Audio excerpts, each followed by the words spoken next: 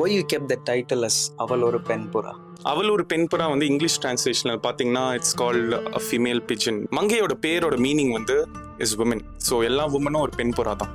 Most of the women in the society are trapped in this emotional gauge.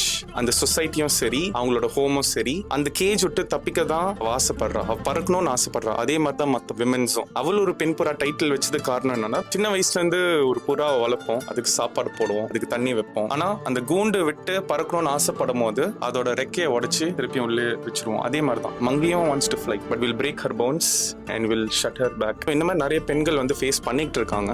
So அவள் ஒரு பெண் புறாவோட title inspiration எப்படி வந்துச்சுன்னு கேட்டீங்கன்னா, சாதா டைட்டில் வைக்க பிடிக்காதது காரணம் என்னன்னா, I wanted to make sure the டைட்டில்லே கதை சொல்றேன், மெட்டஃபாரிக்கலா வைக்கணும்னு ஆசை. ஸோ அதனால தான் வந்து அவள் ஒரு பெண் புறாவும் வந்து போய்ட்டிக்ல இருந்தா அதே டைம்ல நம்ம மெசேஜை கன்வே பண்ணி நல்லா இருக்கும்னு தோணுச்சு. So that is why I came up with idea of அவள் ஒரு பெண் புறா.